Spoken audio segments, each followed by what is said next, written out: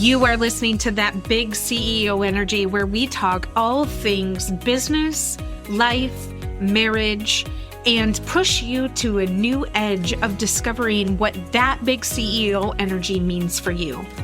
Listen, I understand that we have barriers that we carry from when we were once employees, and those have impacted us as we continue to build our businesses. I'm here to walk alongside you and give you encouragement through interviews with friends and other women in business who have broken down those barriers and paved their own way.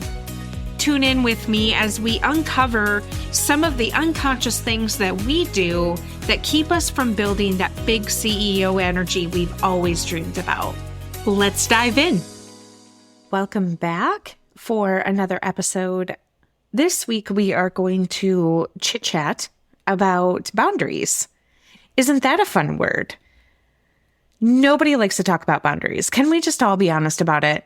Nobody likes to set boundaries. Nobody likes to talk about boundaries. It's just this weird, icky thing and sort of taboo, if we can be honest about it. But I wanted to talk about boundaries because they are super important. And you hear a lot of buzzwords on the internet, set boundaries, boundaries, boundaries, but nobody actually really talks about what they are and how they actually affect you. And the nitty-gritty behind the scenes of when you decide to set a boundary, what that even looks like. So we're going to talk about that today, because it is necessary and it is something that, whether it is your business or in your life, it is something that can either propel you forward or set you back. Because if you do not set boundaries, you leave open a window where people can trample all over you. If you set too harsh of a boundary, right, you also leave open a window where people don't want to be around you. So it's a little bit of a balance. I think what would be helpful is for us to kind of level set, what does a boundary actually mean? By definition, the word boundary means a line that marks the limits of an area. Translate that to peopling, right? A line that marks the limits of a person. Let that sink in for just a second. But there are effective ways that we can set healthy boundaries that doesn't mean being rude. It doesn't mean being or feeling like we are coming across the wrong way.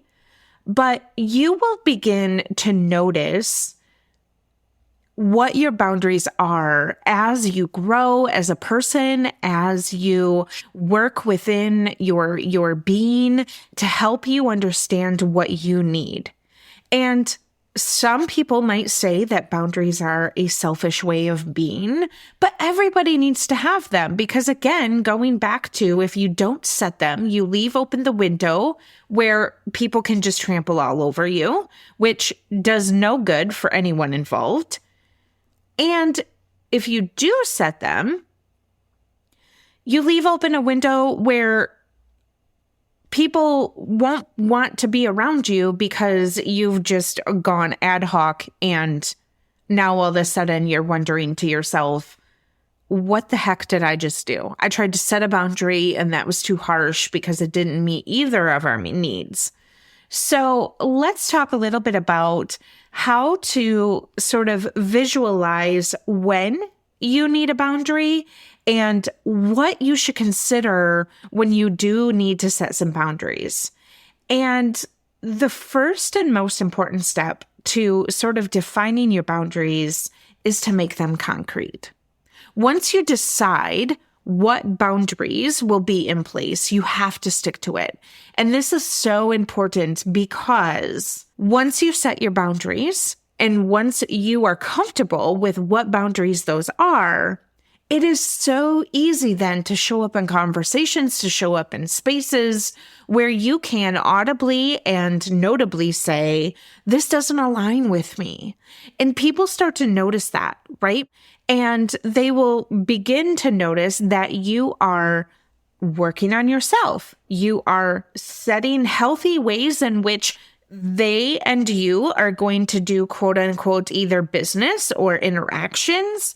And they too also begin to set boundaries. And so it's this really amazing effect that happens on other people once you decide kind of what the boundaries are. And boundaries are often confusing and can be abstract because they do feel invisible in our daily lives. And you really probably won't start to see the effects of the boundaries until you start being in hindsight and being like, okay, that made a little sense, right? I set this boundary with this person. It turned out, and here we go. Not every time will it turn out. Not every time will you be happy because you have decided to set a boundary. But when you decide to set the boundary, it is important to remember that these are concrete. I'm not going to like every decision that I decide to make because this is the weird, icky time, and this too shall pass. So, when you are assessing your boundaries, it is so easy to put pen to paper, and I encourage people to put pen to paper all of the time. However, if you are not a pen to paper person, I'm sorry. But, I'm sure you have an iPhone, Android, whatever that looks like, where you have a notepad, and that'll do. But there are some things that we need to really set time for in order to reflect kind of the state of our life so that we can even begin to consider what a boundary is. So let me give you some of the high level sort of questions that maybe you should ask yourself. And again, I'm hoping that this is like a journaling experience for you. I'm hoping that you can just take some time to yourself, help yourself through this process. And so one of the major things that I started to question for myself is, what is this coming up in me? Like every time I feel like a boundary has been crossed, what is that? What is coming up in me? And sometimes you might not be able to label it as a boundary, but you can feel that something is off. You can feel that there's a little bit of tension. You're feeling a certain way after you leave the conversation. And so sit with that. And it may be with one person. It may be with a group of people. It may be with a certain thing that you are doing in your business that maybe isn't resonating with you anymore. Feel that out. What is this inside of me that is causing this stress, that is causing me to leave this conversation feeling the way that I feel, or having these adverse feelings towards this person or doing this work? What is that? Put a name to it. Write it down because it is important to call it out. The other thing is to assess your day as a whole from beginning to end. We all have 24 hours in a day, and for some of us, that 24 hours is not exciting. That 24 hours is not something that you want to deal with. And so mapping out kind of your general days as a whole, what do you look forward to every day? What is something that brings you excitement? What is something that brings you joy? What are pieces of your work that bring you joy? What are people in your life that maybe you see almost every day or regularly that bring you joy? But then the flip side of the coin, right? What do you dread? What is something that does not resonate with you anymore? That you literally, when someone asks you to do that, it is like nails on a chalkboard. No, thank you. I would rather do anything else on the planet except for that. Or person, I would rather do anything other than that than see this person. Now, caveat to that, if it's somebody in your job, we also need to start exploring that. And if it is your job as a whole, okay, we're gonna talk about that a little bit later. And I have a podcast episode that if you are in your current job and you are not liking it, because that's a real thing. Let's call a duck here. If you are not feeling your work that you are doing right now, I'll link the podcast episode that I talked about kind of how to work through that. And hopefully that is helpful to you. But the next question is, what gives me energy? Like, what lights me on fire, right? What is something that when I get up in the day and I look forward to the day, what like just sends me to the moon? And name it, call it out.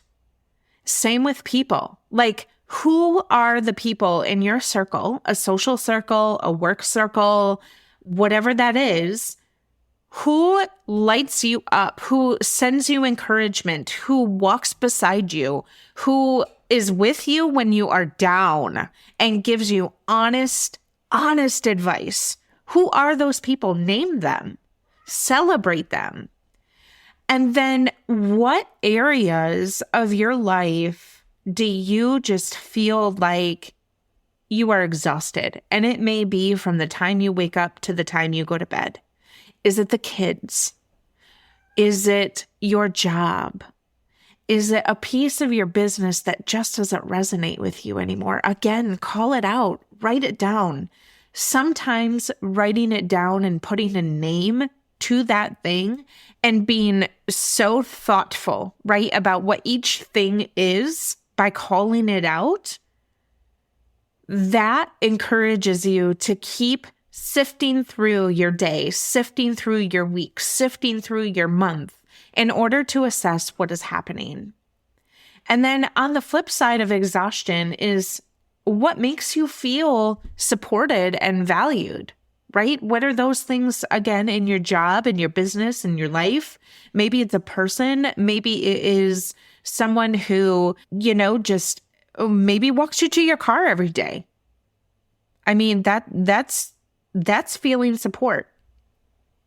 So one of the things that I have been trying to work on is feeling out what those boundaries are.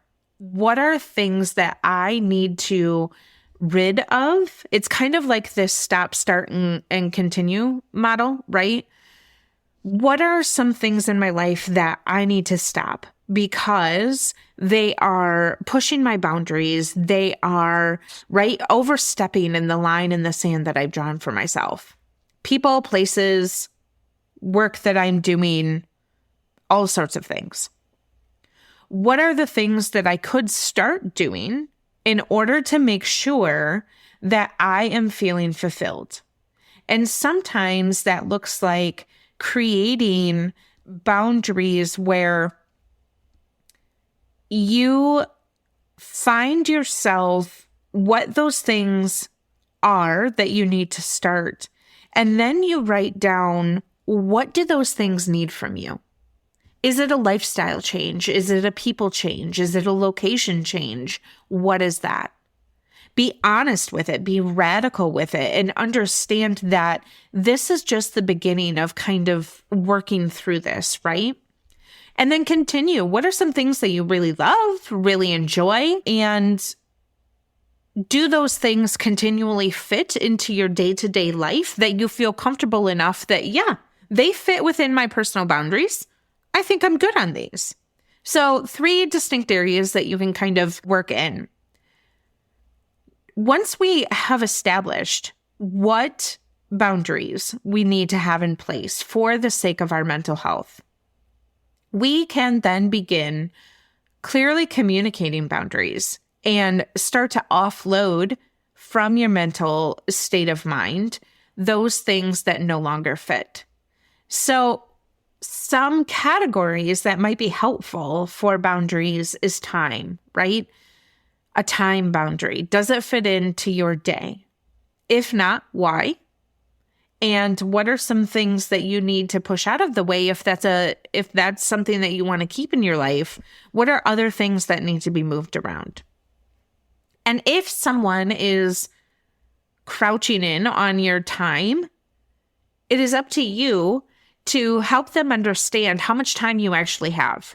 So, for example, If someone invites you to a meeting, right, and you know that it is going to push out the rest of your day, but it's an urgent meeting, you know that you need to be there, and you know that you need to have the meeting, communicating what that looks like for you in the day. Hey, just so you know, I have 30 minutes. I know that this meeting was scheduled for 45, but I have 30 minutes. I need to drop in 30 minutes. Okay. Well, then they need to understand that extra 15 minutes is either going to happen with or without you. So that is up to them then to figure out what the rest of that meeting looks like. That's not your problem. But the problem is that sometimes we don't communicate it until we show up to the meeting.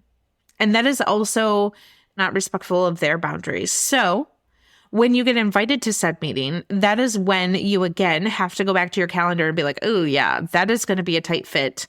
I can't push this other thing back. And so it's just a quick, hey, just so you know, I'm only available for the first 30 minutes, for the last 30 minutes, whatever that looks like. That way they can determine, do we need a 45-minute meeting? If so, Kallai is not going to be part of the last 15 minutes. We can move our stuff around, or maybe it's only a 30-minute meeting now, whatever that looks like. But again, that's their problem. You have communicated, you have set that boundary. And same with when you're showing up to friend's house or when you're going to weddings. Like, if you don't want to go to the wedding, first of all, don't go to the wedding. Send a card in the mail. This whole like wedding thing in our society, in my honest opinion, has gotten out of control. That is a different topic for a different day. But again, if you don't want to go to the wedding, don't go to the wedding. Family or not. Invitation says that you are family, great. You also are not wanting to go, that is also great. Send a card in the mail, send your decline. If you're asked why, just say, I'm sorry, but that doesn't fit into our schedule. That doesn't align with what we're doing that weekend. Fine. That's fine. But you have communicated and set a boundary. And that is your energy boundary. Listen, family is hard. Family is hard. Friends are hard. It's all hard. You got to pick your hard. You have to pick your hard. And it is protecting your energy, protecting your family, protecting your boundaries. And if that wedding, that social function does not align, I hope that whatever that is, we'll use wedding for this instance. I hope that the wedding is wonderful. Unfortunately, that doesn't align with what we have planned for that weekend. So I am going to, you'll see a card, you'll see a gift in the mail, happy to send something along, and I hope it's a beautiful day. That's it. Say no more, say no less. It's what it is. And move the F on. Move it on. Because at the end of the day, if you do not have energy, do not expend extra energy that you don't have. Our energy is like a little bank account, right? Our boundaries are like a little bank account. We only have so much in there. And if we just start spending willy-nilly and just giving it to things that don't matter, right? So DoorDash or whatever, if we're DoorDashing our boundaries and our energy so fast that we don't even notice what is happening on the transaction sheet, what do you think is going to happen? Yeah, you are going to overdraft. You're going to overdraft on your energy. You're going to overdraft on your boundaries. And then we're back to square one. So can we not do that, Kay? Personal space boundaries. Personal space. Oh, we teach our kids personal space all the time. But for our folks who still work in the office, I see you and I hear you. Like, there is just nothing worse than standing in the lunchroom and having, said gentleman or said woman or said person show up in your personal space and like they're working right next to you. And it's just really uncomfortable, especially if you don't care for them. If you don't care for them. And if there is an opportunity where you could move down the counter and all of a sudden it seems like they're also in your space again, it is just a simple, I'm just really feeling uncomfortable. if you could just give us a little bit of space, that would be great. And then if they get offensive, it's like, well, I'm sorry about that. I don't know what to tell you. Like, you don't have to say that out loud, of course, but it's just one of those things that, like, we all have our bubble and we all have our space. And if you are the person that likes to be close to others, I would encourage you just to, like, read the room because I have the same thing. I just need my space, unless it's, someone that I really enjoy and someone that I love. But strangers, it's one of those things. If you ride a subway, if you're out in the elements, like, you're rubbing shoulders with strangers. Sometimes it's really uncomfortable, and sometimes you can't use your boundary space. But here we are. Moving on, I think that one of the other huge things is having conversations that are hard with people in terms of mental boundaries that we need to have. And some of the time when we work with folks who are having difference of opinion, whether that's, in processes or data, whatever that is, sometimes it gets personal. And even when we are working with people in our personal lives, whether it's family, siblings, whatever that is, we don't see things the same. And that's what makes each and every one of us really, really beautiful, is because we all have a difference of opinion. We all have minds that work a little bit differently, that see things a little bit differently. And I think it's important to remember that when we are having hard conversations with people. And sometimes it gets to a point in the conversation where you just have to pull out of the conversation and say, I really understand that we see things differently. And I do respect your opinion because you are an individual. But I'm going to ask you to not force that on me, because I also am an individual, and how I think and how I have come to this conclusion matters. Some of those things just will not be a mix of two opinions that are coming and agreeing on something.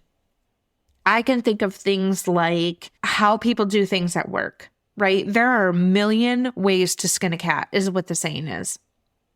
And sometimes we get in this rhythm of, she's not doing X, Y, and Z right. And it's not that they're doing it wrong.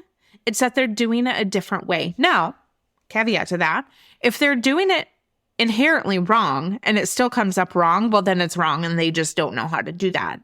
But if they are using a different system, or if they are using the system that you use differently and still getting the same result, for all the trainers out there, please, for the love of God, let them do it their way, because that's how their brain works. And that's how their brain is wired. And if we're all still getting the same result, guess what? It's fine. It's really fine. Honestly, this is me telling you it is fine, actually. So the other huge, huge boundary that we need to consider that is part of mental health is the social media boundary. I have had an experience where part of my story was shared when I didn't want my story to be shared. And it was a very hard conversation, but I had to say to that person, I need you to take that down. I don't feel comfortable with you posting that. I don't feel comfortable with you making that comment. And that was part of my story that you didn't ask to share. And I would really appreciate if you would respect my boundaries and my needs for you not to be able to post that. And when we are in permanent positions, or when we are business owners, we need to understand that there are things on social media that either will show up with or without our consent. And so being bold enough to say, hey, that doesn't resonate with me, please don't. Sometimes it also looks like when you have people on your social media feeds, you don't resonate and you still feel the obligation to keep them around for whatever reason. I don't know what that is. You can explore that. But I'm here to tell you that purging your social media with people that are in your feed, with people that are commenting on things, you can mute them, you can block them, you can not follow them, whatever that is, do an audit of your social media, because that is a huge part of our daily culture that does not ever get talked about that we need to consider. So clearly communicating what that looks like and clearly communicating to all of the individuals that are involved that you need to set boundaries with is huge. And it's just about having conversation, right? It's just about letting people know what is a hard stop for you, what is something that you are not going to continue. And you can do that lovingly. But the most important part is reiterating your boundaries and upholding them. It is going to be so hard, but I want you to imagine that your life has this invisible perimeter fence and it is protecting you. And so there is a gate, right, that you have, and you will open the gate and you will close the gate whenever you let somebody kind of into your yard. And when they get into your yard, the purpose of that is they are entering into some boundaries. And they can leave through the gate if those boundaries are not something that works with their boundaries. They're more than happy to leave. It might hurt in some instances, but at the end of the day, you have to understand that you cannot be afraid to say no. You cannot be afraid to take time for yourself, because this is essential for you to grow. This is essential for you to move to the next level. And if people aren't jiving with that, that is totally fine. That is actually really, really fine. So, big 3 things that I want you to take away. One is call your boundaries out. What do you need? Working through those questions, right? What do you need? And putting a name to it. The second part of that is clearly communicate to everyone that is involved with those boundaries. Clearly communicate to them, what do you need? Use sentences with words that lovingly create the boundary for you. And then the final thing is to uphold your boundaries, stand firm in them, and understand that you can and you should be open to change and be open to regularly assessing your boundaries. Understanding that your boundaries sometimes are fluid, because boundaries are for the person that you are today, for the person that you want to become. And so when you slowly become this person, now we're evolving again, right? And so what are some other boundaries that I also need to have in order to move forward? So I hope that when you are working through your boundaries and you are purging, and I'm calling it a purge because it needs to be ruthless in terms of not like attitude, ruthless, but you need to be super specific and super defined on what it means for yourself. But when you have kind of worked through all of this, one of the things that I really want you to understand is there will always be people that will try and cross the boundaries. And for you to stand firm lovingly and for you to love yourself through that is super, super important. So I hope that this was helpful, and I hope that you continue to set boundaries both in your work and your personal life and your business if you have one of those. And if there are boundaries that just continue to be crossed, how can you then work through that and ultimately decide if it is worth keeping in your life or not? So break out the pen and paper. I know you can do it. Or the notepad on your phone. It's fine. clearly I have a disdain for all things technology, and my little millennial self will work it out. I promise. But break out the pen and paper and get to work. Here's to setting boundaries. Thanks for tuning into the show today. If you heard something that helped you, I would love it if you would leave a review and share it with your friends. This helps more people just like you become inspired to move the needle of their big CEO energy into a positive direction. If you would like to learn more about how I can help you streamline and position your business for growth or lead your business as a CEO, feel free to jump into the show notes with all of the links to find me. And don't forget to head over to Instagram so we can be pals.